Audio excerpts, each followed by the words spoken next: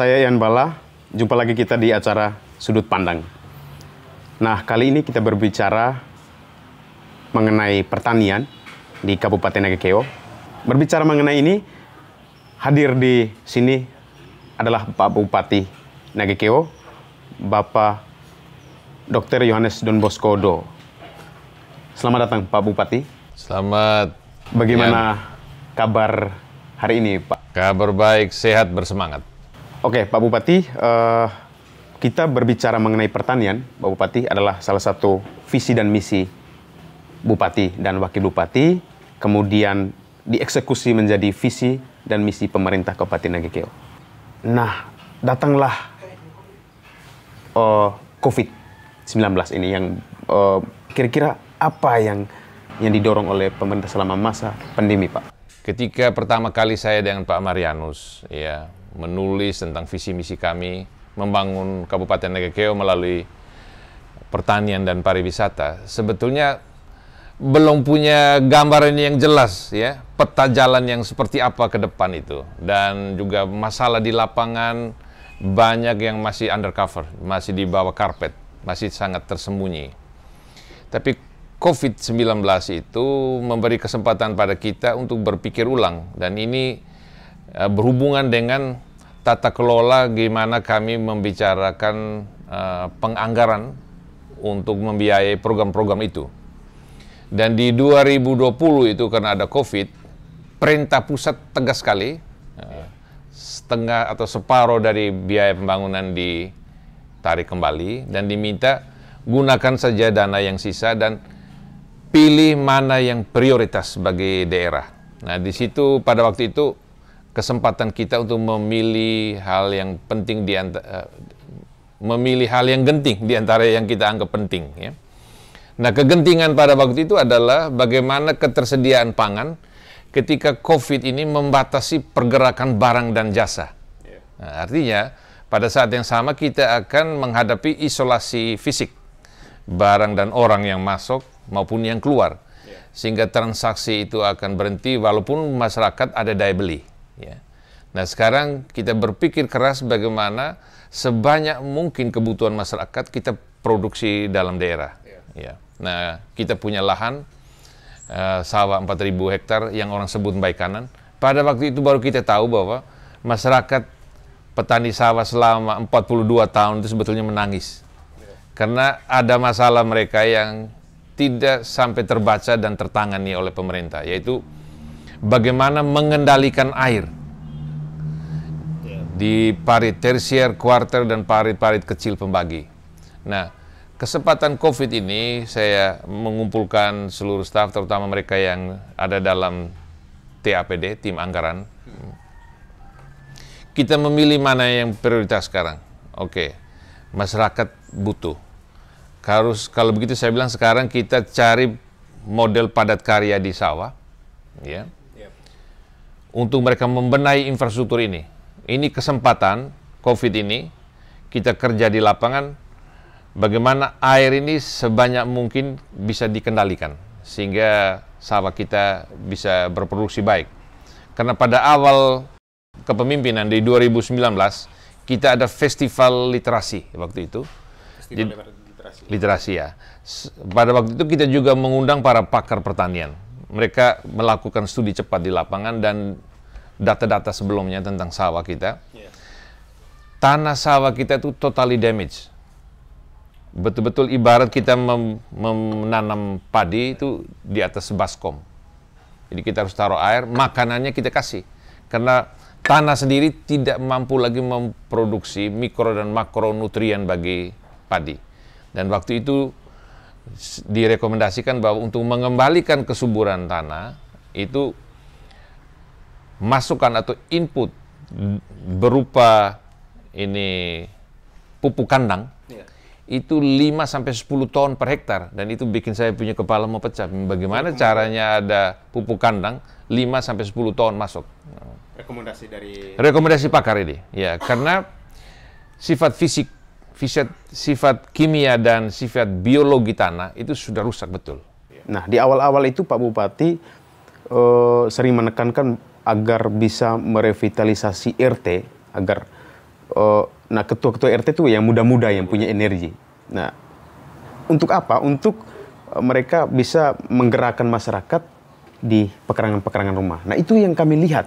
Itu apakah salah satu strategi misalnya untuk mengubah mindset orang bahwa pertanian itu mulai dari sistem pertanian yang harus dibangun itu mulai dari hal-hal yang sederhana di rumah. Atau seperti apa, Pak Bu? Iya, jadi 2019 itu kan sudah lihat yang pertama itu adalah triggernya itu 1.000 lebih orang dirumahkan. Itu juga saya harus membuat satu apa jawaban buat mereka. Ya, nah, jadi saya memberi kesempatan pada orang muda ini untuk memimpin diri dan orang di sekitarnya. Kalau bisa tuh mereka menjadi driver, tapi bisa menjadi self-driver, juga menjadi driver bagi orang lain. Jadi ibarat sopir ada penumpangnya juga. Nah, beberapa dari mereka di dalam kota ini yang leadership-nya dan managerial skill-nya ada. Dan di dalam kota waktu itu pilih ulang RT, kampanye biasa, visi misi. Rame, anak-anak muda maju. Saya jadi RT, saya akan lakukan ini. Ada demokrasi kecil di desa. Demokrasi kecil dan langsung itu. Itu tidak ada pakai tim sukses, langsung mereka maju. Jadi mereka tampil percaya diri, menawarkan gagasan. Jadi kenapa saya percaya pada mereka? Karena ya mereka berpengetahuan. Mereka mudah belajar, terkoneksi dengan sumber pengetahuan. Ya. Jadi mereka ini yang kita dorong. Ya. Ya. Jadi kesejahteraan, kemakmuran itu adalah pengetahuan. Orang berpengetahuan yang bisa memanfaatkan lingkungan itu supaya mendatangkan kesejahteraan. Itu keyakinan. Ya. Dengan revitalisasi RT, ini lurah sudah bisa bergerak cepat, Dasawisma ibu-ibu bisa mulai menggarap pekarangannya, menanam sendiri.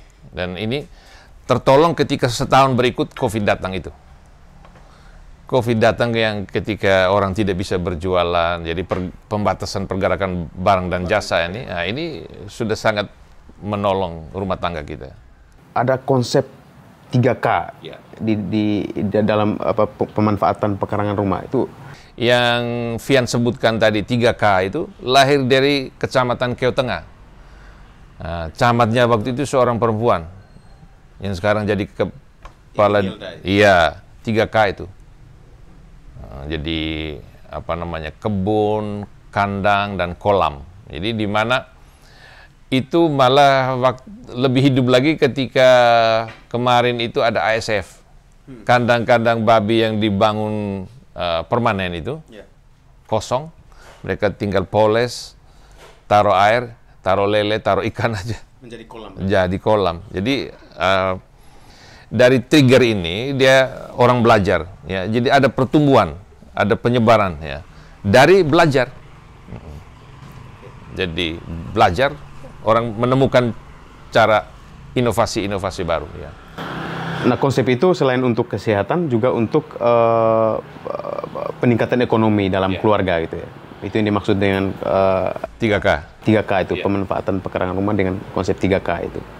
Kemudian kita bergeser ke pertanian di Nagekeo ini, kalau kita lihat itu ada pertanian lahan kering, kemudian ada pertanian lahan basah.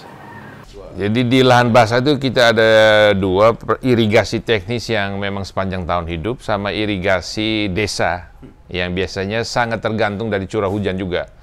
Lalu ada yang terakhir itu sawatada, yang artinya itu ada hujan tertampung di pematang yang dibuat tertutup, orang nanam di situ, itu namanya sawatada.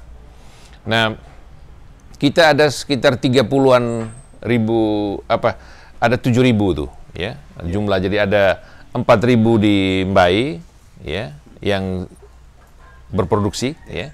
Nah, di Mbai sendiri ada 6, tapi 2.000 belum berproduksi. Ada 4.000 sama yang diirigasi desa di Bowai dan di Mopongo, di belahan daerah selatan ini, sisanya. Totalnya sekitar 7.000-an hektar. Nah, itu untuk irigasi, ya, yang minimal mereka sekali setahun tanam padi, ya. Ada beberapa tempat bisa 2 kali, ya.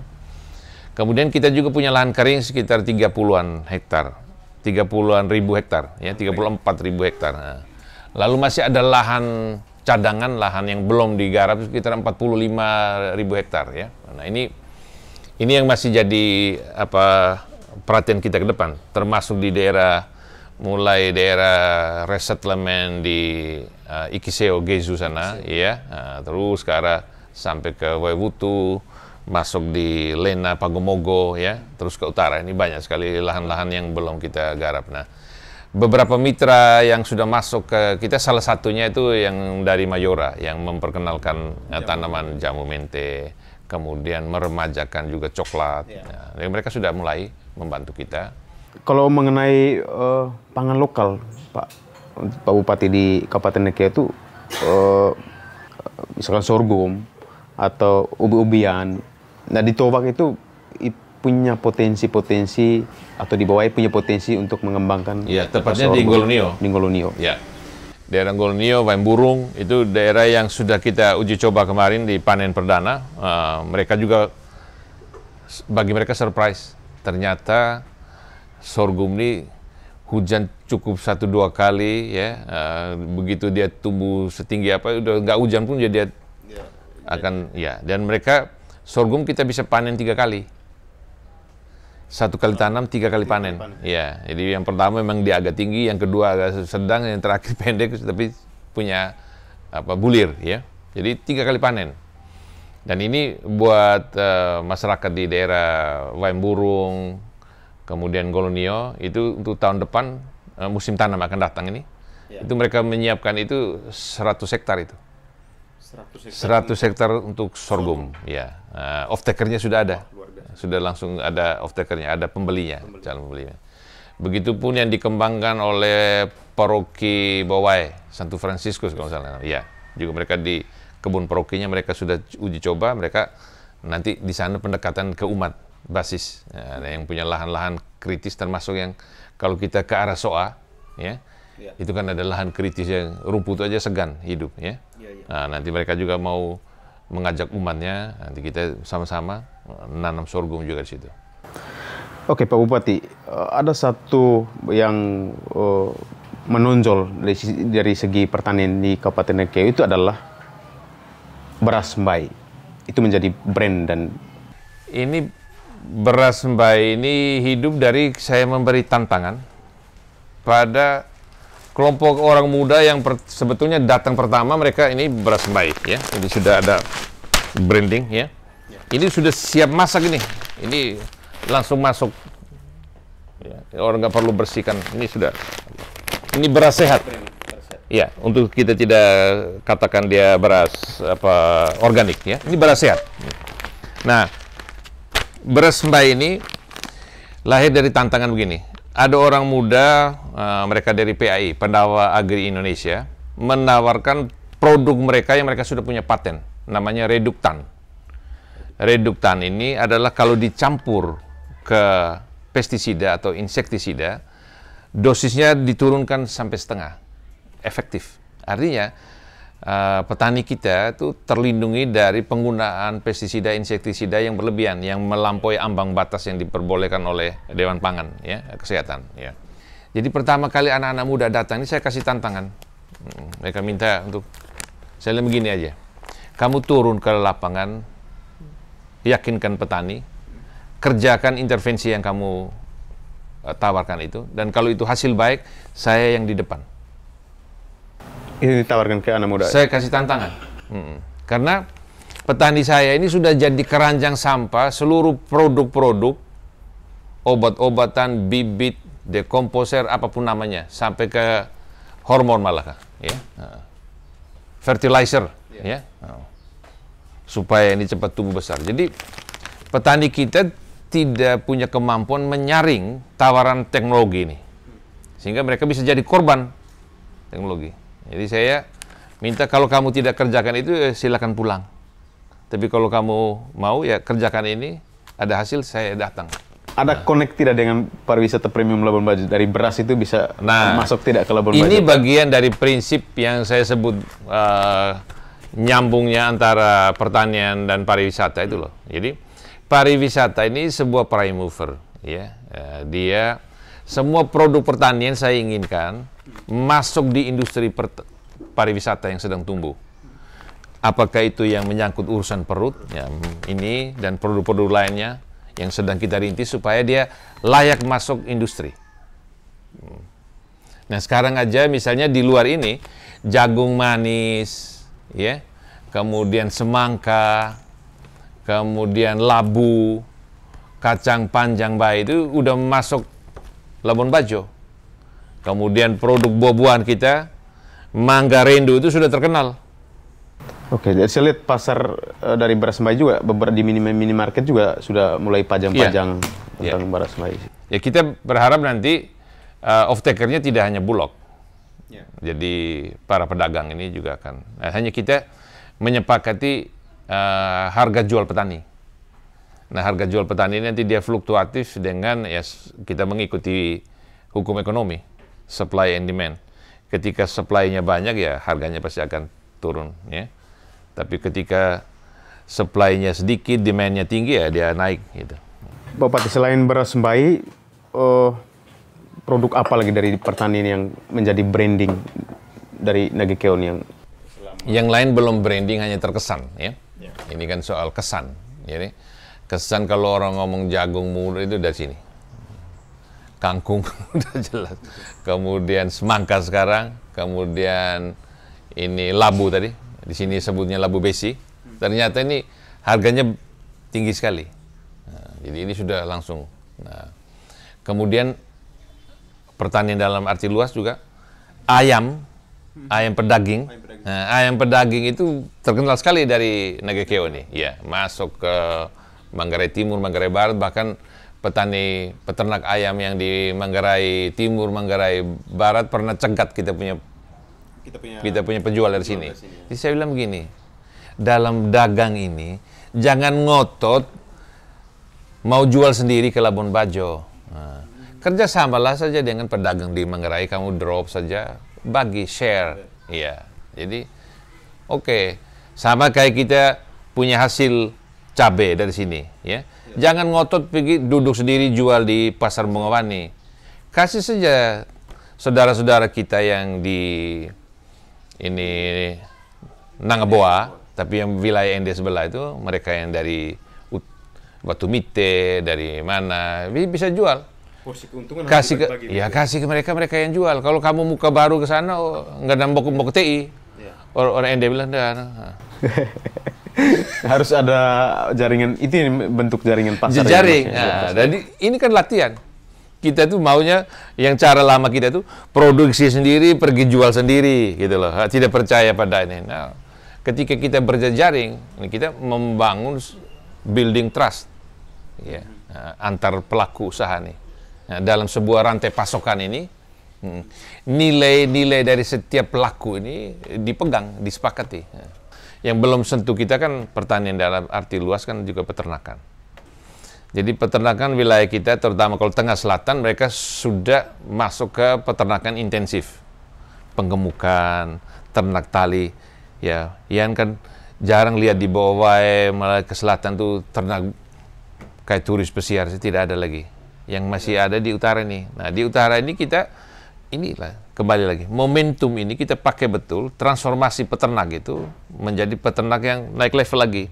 Jadi peternak di utara ini kita minta mereka mulai mengelola kebun pakan. Beternak dalam jumlah besar, bikin kebun pakan juga yang besar, ketersediaan pangan. Sekarang pakan, kalau sekarang yang lihat orang mulai bakar, ya. Jadi kalau menggantungkan pakan itu pada alam yang ada sekarang, dia bisa dalam 5 menit, 1 jam, pakan itu habis.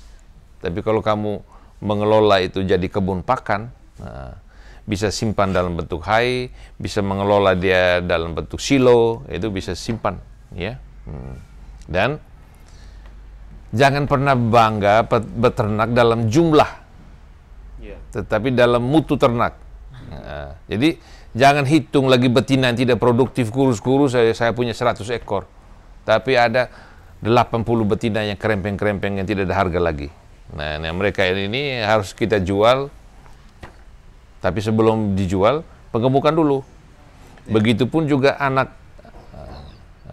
Jadi ada anak ternak, ya. Kita cegah inbreeding. Untuk mencegah inbreeding, yang jantan-jantan muda itu kita tarik dari kelompok yang sama, penggemukan. Jantan baru atau kita loncat ke IB, kombinasi dengan inseminasi buatan. Dan itu sedang bergerak sekarang. Nah, sekarang terutama kalau mau lihat ini, kita kebun pakan ini sedang saya paksa buat mereka yang di Wolowai ini. Ini orang Wolowai ini kan merasa, kambing padang luas ini. Ini momentum kita ngajarin orang punya kebun pakan. Membuat mindset orang. Mindset berubah itu tidak mudah, ya, tidak mudah. Perlu konsistensi berulang mengatakan pada mereka. Di baik ini cukup apalah dari segi pertanian, ada baik kiri, baik kanan itu. Yeah. Ada konsep misalnya selama Pak Bupati itu ada tidak mestinya meningkatkan produktivitas pertanian misalnya dari padi atau jagung atau beberapa produk perumahan pertanian dari hasil pertanian. Yeah. Ya, dalam managing change ini, ya, mengelola perubahan ini, momentum itu menjadi kata kunci. Jadi ibarat sopir itu akrab dengan selah. Mendaki kalau selah salah dia gogor, ya. Kendaraannya mundur kembali, ya. Jadi kita sekarang ini, momentum sekarang itu adalah ketika ada rehabilitasi besar-besaran infrastruktur irigasi. Tanahnya kering. Ya. Kita tidak hanya tanam padi, tanah kita ini bisa tanam ini dan menghasilkan uang. Nah, beberapa anak muda sudah, lebih untung saya tanam jagung. Saya bilang iya. Tapi 1 kali setahun wajib tanam padi. Jadi ada yang sekarang di Marpokot, kamu bisa cek di bawah, Marpokot, Tunggu Rampang. Lebih untung tanam semangka. Tidak terlalu capek dia punya ini, hasilnya lebih panen terus. Ya? Padi panen 1 kali selesai. Ya? Iya, tapi 1 kali setahun wajib padi. Kan gitu loh. Kita jaga ketersediaan pangan, terutama politik kita masih politik pangan kita masih beras. Gitu? Mindset masyarakat kita itu kalau lapar itu artinya tidak makan nasi. Nah ini kita jaga betul. Mindset yang apa maksudnya? Ya mindset ini terpaksa kita jaga. Jadi pemimpin ini sudah terjebak pada ini kampanye keamanan pangan kali lalu, bahwa pangan itu identik beras, ya sudah. Sekarang kita panen dia punya masalah. Ketika mindset orang ke situ semua, pelan-pelan. Infrastruktur sumber daya untuk mendukung pertanian sekarang sudah mulai nampak, Pak, dengan pembangunan waduk misalkan, kemudian ada menyambung dengan irigasi, perbaikan irigasi itu. Waduk itu bagian dari pasokan air baku. Menjamin pasokan air baku. Saya ada satu hal yang pernah kami lihat itu Pak Bupati membantu kelompok-kelompok dari segi peternakan itu yang petani. Itu adalah kelompok-kelompok penetas telur ayam. Telur, ya. Itu ada satu kelompok yang Bapak dorong itu untuk latih bikin mesin tetas, kemudian bikin produksi, kemudian didorong juga untuk membentuk satu unit koperasi. Itu apa maksudnya, tujuannya apa maksudnya? Jadi gini, kita kembali tadi itu dalam obrolan kita ke depan ini, ya, kapitalisme globalisasi ini kan fenomena apa yang kita membuat kita rugi, yaitu proses produksi direbut dari orang kebanyakan. Nah sekarang tuh misalnya peternak-peternak besar, industri kayak Pokpan apa segala macam ngambil itu dari orang kebanyakan. Sekarang kita kembalikan proses produksi itu kepada orang kebanyakan.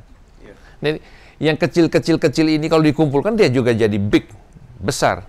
Dan Bapak bangsa kita itu sudah mengajarkan dalam undang-undang dasar kita juga sudah tertulis juga berkoperasi, gotong royong. Tinggal sekarang tuh action aja.